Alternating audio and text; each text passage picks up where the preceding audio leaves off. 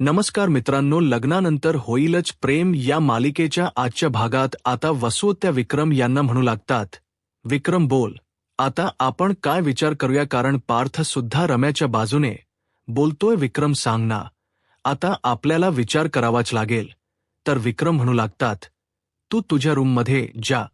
तर आता वसू त्या म्हणतात, विक्रम अरे मी तुला काहीतरी विचारत आहे आणि तू असा का वागतोयस. अरे माझ्या रम्याचा एकदा तरी विचार करा ना. माझ्या रम्याच पार्थवर जीवापाड प्रेम आहे. कित्येक वर्ष तिने पार्थसाठी खर्ची घातली विक्रम, आणि तुला तिची किंमत नाहीये.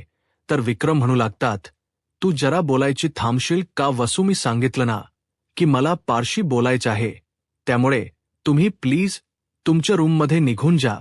तर रम्या म्हणते, मामा प्लीज एकदा विचार कर ना. तर विक्रम म्हणू लागतात, तुम्हाला एकदा सांगितलेलं कळत नाही का, मला पारशी बोलायचं आहे, त्यामुळे प्लीज तुमच्या रूममध्ये तुम्ही निघून जा. तर आता वसू आत्या रम्याला म्हणतात, रम्या चल असं म्हणत वसू आत्या रागानेच रम्याला तिथून घेऊन जातात. आता पार शांत उभा असतो. आता विक्रम पार्थवर थोड चिडतात आणि म्हणू लागतात, पार्थ काय चालले रे तुझं. अरे ती पोरगी गेली 18 दिवस झाली, तुला मनवण्याचा प्रयत्न करते, तुझ्या मागे पुढे वावरते, पण तुला तिला समजून घ्यायचंच नाहीये का. अरे तिने तुला कित्येक वेळा सांगण्याचा प्रयत्न केला, तिने तिचा भूतकाळ तुझ्या समोर मांडण्याचा प्रयत्न केला, तेव्हा मात्र तुला ऐकून घ्यायचं नव्हतं. आणि आता प्रामाणिकपणाचा आव आणतोयस का. म्हणजे यामध्ये तुझी काही चूक नाहीयेत का. अरे तू चुकलायस आणि तुझ्या चुकीच खापर आता त्या मुलीवर खोडतो तोस का तू. अरे असं का वागतोयस तू. ती मुलगी एवढं तुझ्यावर चिवापाड प्रेम करते, तिने तुझी चूक कबूल केली आहे. खरं तर तिची चूक नाहीये, पण तिच्या प्रेमाची तुला काहीच किंमत नाहीये का. तू तिच्यावर राग काढतोयस. तर आता पार्थ म्हणू लागतो, बाबा मी तिच्यावर राग वगैरे काढत नाहीये किंवा मी प्रामाणिकपणाचा आवही आणत नाहीये, परंतु मला कुठल्याही गोष्टीचा राग आला नाहीये. मला फक्त गिल्ट वाटते, कारण काव्याने माझ्यापासून हे सत्य लपवून ठेवलं. मला हे सत्य त्यांनी सांगितलं नाही, या गोष्टीचा मला गिल्ट आहे, बाकी काही नाहीये. बाबा तुम्ही मला का समजून घेत नाही आहात. तुम्ही तरी मला समजून घ्या. मला माहीत आहे बाबा, यामध्ये माझी सुद्धा चूक नाही आणि काव्याची सुद्धा चूक नाही. चूक आहे ती परिस्थितीची, पण मी काय करू. माझ्या मनातलं वादळ शांतच होत नाही, माझ्या मनातलं गिल्ट कमीच होत नाहीये. मला त्याच गोष्टी आठवत आहेत आणि या सगळ्यामुळे मला सुद्धा तितकाच त्रास होत आहे. तुम्हाला काय म्हणायचंय, हे सगळं काही मी एका क्षणात विसरून जाऊ, हे सगळं काही विसरायचं आणि पुढे निघून जायचं. काव्याचा हात हातात धरायचा इतकं सोपं वाटते का बाबा तुम्हाला. बाबा अहो काव्याचा हात हातात धरायला मला उशीर नाही लागणार, परंतु ज्या ज्या वेळी मी विचार करतो, डोळे मिटल्यानंतर, डोळे उघडल्यानंतर सतत तेच चित्र, 16 डिसेंबरची तीच इमेज माझ्या डोळ्यासमोर असते. ते दोघं मला वेगळे कधी दिसतच नाहीयेत, मला सतत ते दोघं एकत्रच आठवतात. ज्यावेळी जीवाचा विषय येतो तेव्हा मला काव्य आठवते, आणि मी जेव्हा काव्याला पाहतो तेव्हा मला जीवा आठवतो. मला असं सतत वाटत असतं की आतापर्यंत ते दोघे याच घरात होते. मग कदाचित ज्यावेळी ते किचनमध्ये एकत्र वावरत असताना सुद्धा त्या दोघांचं अजूनही काही चालू असेल का. या सगळ्या गोष्टी माझ्या डोळ्यासमोर येतात. मला असं वाटतंय की त्यांचं नातं संपलेलं नाही, अजूनही त्यांचं नातं तसंच आहे, आणि या सगळ्यामुळे मला तिला स्वीकारणं कठीण जातंय. बाबा दुसरा मुलगा असता तर मी हे सगळं काही विसरूनही गेलो असतो, परंतु जो मुलगा आहे तो दुसरा तिसरा कोणी नसून माझा सक्का भाऊ जीवा आहे. मी जीवाला विसरू शकत नाही आणि काव्याला विसरणं शक्य नाही, पण मी काय करू मलाच कळत नाहीये. कारण जेव्हा जेव्हा मी हा विचार करतो की आता सगळं काही नव्याने सुरुवात करायचं, तेव्हा तेव्हा 16 डिसेंबरच ते चित्र, ते दृश्य माझ्या डोळ्यासमोर येतं. इतक्यात कसं विसरू बाबा, सगळं सांगा ना, थोडा वेळ लागेलच ना. तर विक्रम म्हणू लागतात, मला कळते रे बाळा, सगळं काही कळते, या सगळ्याला वेळ लागणार हे मलाही मान्य आहे, पण अजून किती वेळ तू घेणार आहेस? अरे ती मुलगी तुझ्या प्रेमासाठी तडफडते, तिचा एकदा तरी विचार कर बाबा. मला माहीत आहे या सगळ्यामध्ये चूक माझीच आहे. मी विचार करतोय, माझ्या बुद्धीला कळते, पण माझं मन मान्य करायला तयारच नाहीये. माझं मन सतत त्याच गोष्टीमध्ये गुंतून गेलं आहे. सतत तीच गोष्ट माझ्या मनात येत असते. सतत त्याच गोष्टीच गिल्ट माझ्या मनात आहे. आणि म्हणूनच बाबा हे नात स्वीकारणं माझ्यासाठी सोपं नाहीये. तर युग म्हणू लागतो, पण दादा अरे एकदा विचार कर ना, कारण या सगळ्या काही कालच्या गोष्टी आहेत ना. तर पार्थ म्हणतो, बरं आपण उद्याच्या म्हणजे फ्युचरबद्दल बोलूया. मग मला सांग, जर उद्या काव्या याच घरात असतील आणि चिवा सुद्धा उद्या कधी ना कधी या घरात येणारच आहे, मग ज्यावेळी ते जर इथे तिथे वावरत असतील आणि मी इथे हॉलमध्ये असेल, तर पुन्हा माझ्या डोक्यात ते चक्र सुरू होणार. ती दोघं जर एकत्र वावरत असतील आणि मी जर त्यांना पाहिलं, तर माझ्या डोक्यात तेच चक्र, तेच खोटो, आणि तो दिवस आठवणार, त्या दोघांचे एकत्र असणारे खोटो, त्या दोघांचे नात मला आठवणार. आणि या सगळ्याने मला त्रास होणार. एवढंच मला सांगायचं आहे तुम्हाला. मला माहीत आहे त्यांच्यात आता असं कोणतंच नात नाहीये. तरी सुद्धा माझ्या बुद्धीला जरी कळत असलं तरी मनाला का मान्य होत नाहीये. मला माहीत आहे बाबा या सगळ्यांमध्ये माझीच चूक आहे. मी काव्यांना माफ करणं गरजेचं आहे, पण तरी सुद्धा माझं मन मान्यच करायला तयार नाहीये. म्हणजे खरं तर या सगळ्यामध्ये माझीच चूक आहे. मी वाहवत गेलो आणि आता मागे वळण ही माझ्यासाठी कठीण झालं आहे. असं वाटते की जिथल्या तिथेच बुडून मरायची वेळ आली आहे. आता मात्र विक्रम आणि योग दोघेही पार्थला सावरतात आणि म्हणू लागतात, पार्थ प्लीज शांत हो, असा विचार कधीच करू नकोस. तर योग म्हणतो, दादा तू असा विचार का करतोयस? आम्ही असं काही होऊ देणार नाही. तू जरा शांत हो. आता इकडे काव्यालाही हे सगळं काही कळालेलं असतं. काव्याने सुद्धा सगळं काही ऐकलेलं असतं. पार्थची ती अवस्था पाहून काव्यालाही खूप वाईट वाटतं. काव्या सुद्धा रडू लागते. इथे पार्थही खूप रडत असतो. तर विक्रम पार्थला सावरतात, तर दुसरीकडे काव्याला सुद्धा अश्रू अनावर होतात. तर आता मोहिते त्यांच्या घरी आपल्याला पाहायला मिळतं. शारदा ताई आता जीवाला म्हणतात, काय सांगतायत? तर जीवा म्हणतो, हो ना अहो आई. ज्यावेळी नंदिनी रिक्षा चालवत होती, तिला रिक्षा चालवताना बघून असंच वाटत होतं की नेहमी हीच भाडी मारत असावी. वाटतच नव्हतं की पहिल्यांदाच तिने रिक्षा चालवायला घेतली. तर शारदाताई म्हणतात, खरंच कमाल केली त्या पोरीने. तर त्यानंतर शारदाताई म्हणतात, हे सगळं काही मला मान्नी ताईंच्या कानावर घालावंच लागेल. जीवा म्हणतो, आई अहो तुम्ही कशाला उगाच आईला हे सगळं काही सांगताय? तिला जर कळालं ना तर ती अजून घाबरेल. त्यामुळे प्लीज आईला यातलं काहीच सांगू नका. आता मला बरं वाटते ना, उद्यापर्यंत मी एकदम ठणठणीत असेल. त्यामुळे अजिबातच काळजी करू नका. आणि सगळ्यात महत्त्वाचं म्हणजे आईला काही सांगू नका. तर शारदा ताई म्हणतात, बरं ठीक आहे, मी काही सांगत नाही, परंतु जीवा तुम्हाला स्वतःची काळजी घ्यावी लागेल. जीवा म्हणतो, हो मी माझी काळजी घेणार आहे, तुम्ही काळजीच करू नका. आता त्याचवेळी नंदिनी जीवासाठी जेवण घेऊन येते. आता जीवासाठी नंदिनीने वरण भात आणलेला असतो हे पाहून शारदाताई म्हणतात, नंदिनी अगं हे काय फक्त वरण भात? तर नंदिनी म्हणते, त्यावर तूपही टाकलं आहे. शारदाताई म्हणतात, नाही म्हणजे एवढं साधं जेवण? तर जीवा म्हणतो, आई अहो ठीक आहे, तसंही जीवांदिनीच्या युनिव्हर्समध्ये वरण भाताला अनन्य साधारण महत्त्व आहे हो ना. नंदिनी आता नंदिनी जीवाकडे पाहते आणि म्हणते, हो आता तुम्ही जेवायला बसाल ना? तर जीवा म्हणतो, हो मी जेवायला बसणारच होतो, परंतु थोड्या आईशी गप्पा मारत होतो. आता मात्र नंदिनी म्हणते, गप्पा मारायची ही वेळ आहे. जीवा घाबरतो आणि जेवायला बसतो. तर शारदा ताई आता जीवाला म्हणतात, बापरे, या चकाचक बाईचा या पसायावाल्यावर जास्तच रुबाब आहे. तर जीवा म्हणतो, हो ना. आता दोघेही हसू लागतात.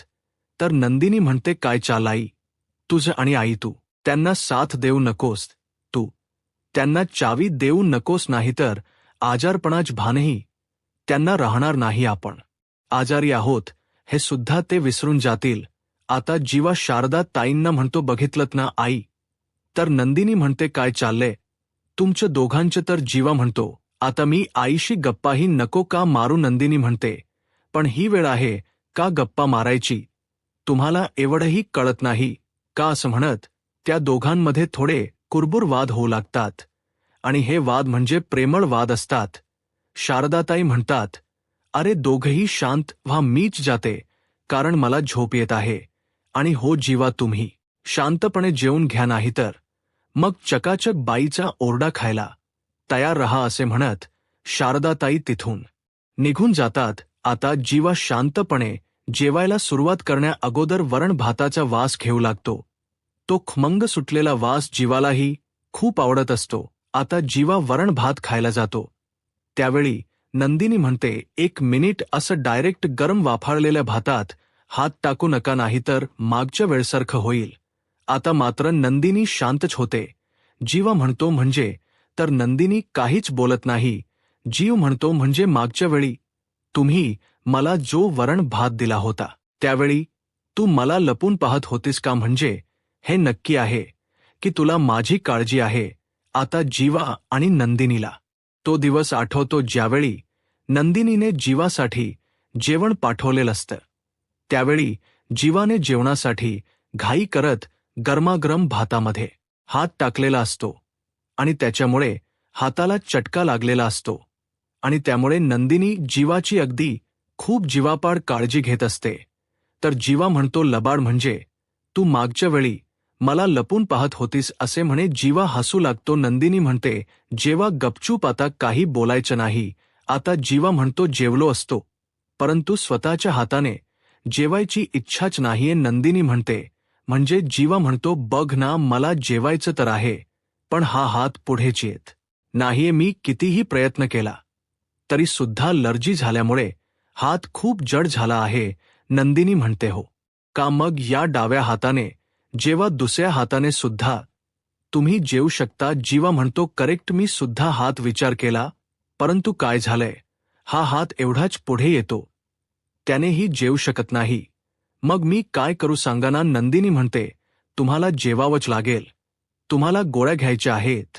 जीवा म्हणतो, बरोबर आहे तुझं, परंतु जर दुसऱ्याने भरवलं ना तर खरंच बरं होईल. तू भरवतेस का मला? नंदिनी जीवाला म्हणते, मी तर. जीवा म्हणतो, हो तू मला भरवू शकतेस, कारण कसं असतं ना, आपल्या जवळच्या व्यक्तीने, आपल्या आवडत्या व्यक्तीने आपल्याला जर मायेने घास भरवला तर दुःखनंही हळूहळू कमी होऊ लागतं आणि गोळ्याही गोड लागू लागतात. त्यामुळे तू मला भरवशील का? नंदिनी म्हणते, मला काही कळत नाही असं समजू नका, हे सगळे काही तुमची नाटक आहेत आणि मला चांगलंच माहीत आहे. असं म्हणत नंदिनी खुर्चीवर बसते. जीवा म्हणतो, खरंच तू मला भरवतेस का? नंदिनी म्हणते, हो, कारण आता माझ्याकडे दुसरा पर्याय नाही ना. असं म्हणत नंदिनी आता जीवाला भरवायला घेते. जीवा म्हणतो, असं नाही जीवा, स्टाईलने. नंदिनी म्हणते, बरं. आता नंदिनी जीवाला एक घास भरवते आणि म्हणू लागते, हा घास आईंचा. असं म्हणत नंदिनी आता मायेनेच जीवाला एक एक घास भरवत असते. आता एक घास खाताच जीवाला ठसका लागतो. नंदिनी म्हणते, अहो सावकाश. जीवा म्हणतो, काय करणार, आईने आठवण काढली असेल आणि म्हणूनच ठसका लागला असणार. आता नंदिनी जीवाकडे पाहते तर जीवा नंदिनीला म्हणतो, ते काही असू देत पण तू रिक्षा छान चालवतेस, 2 चाकांवर. असं म्हणत आता जीवा नंदिनीची मस्करी करत असतो. नंदिनी थोडी चिडते. जीव म्हणतो, नाही नाही. असं म्हणताच आता नंदिनी जीवाला दुसरा घास वरवते. दोघांमधील प्रेमळ नात्याची हळुवारपणे सुरुवात झालेली असते. तर दुसरीकडे पाहायला मिळतं की रम्या ऑफिसला जायची तयारी करते आणि वसू त्याने विचारते, काय काय चाललंय तुझं? तर वसुआ स्वाते म्हणतात, काही नाही. आता जीवाचाच विचार करत होते. जीवाने 21 दिवसाच व्रत घेतले ना, आता तर 19वा दिवस चालू झाला, म्हणजे 2 दिवसात जीवा नक्की असं काय करणार आहे, त्याच गोष्टीचा विचार चालला आहे.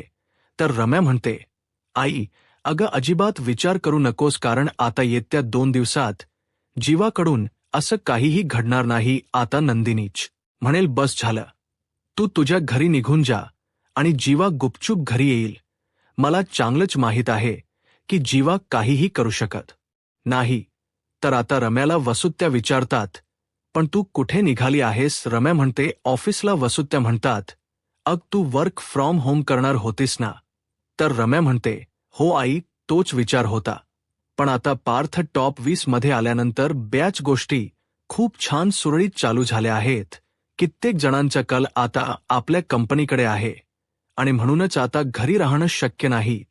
तसंही मी आणि पार्थने एक कॉन्सेप्ट रेडी केली आहे.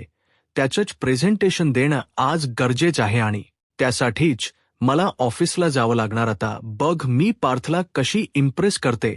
तर वसुत्याम म्हणतात, काव्य असताना तुला पार्थला इम्प्रेस करणं शक्य आहे का? रम्या म्हणते, काहीच काळजी करू नको, कारण कसं आहे ना, आता पार्थ टॉप 20 मध्ये आला आहे. त्यामुळे तो घरात कमी आणि ऑफिसमध्ये जास्त असणार आणि ऑफिसमध्ये पार्थ सोबत मी असणार आहे. त्यामुळे आता पार्थच मन वळवणं माझ्यासाठी काही कठीण नाहीये. लवकरच पार्थ माझ्या बाजूने असेल, लवकरच माझा पार्थ मला मिळेल. मी आलेच असं म्हणत रम्या आता ऑफिसला जायला निघते. तर दुसरीकडे पार्थ सुद्धा ऑफिसला जायला तयार होतो आणि त्याचवेळी त्याला फोन आलेला असतो. पार्थ म्हणतो, हो मी 2 मिनिटात निघणारच आहे. हो मी येतो असं म्हणत पार्थ आता युगकडे येतो आणि युगला म्हणतो, काय मग हॉस्टेलला जायची तयारी झाली? तर युग म्हणतो, चालूच आहे.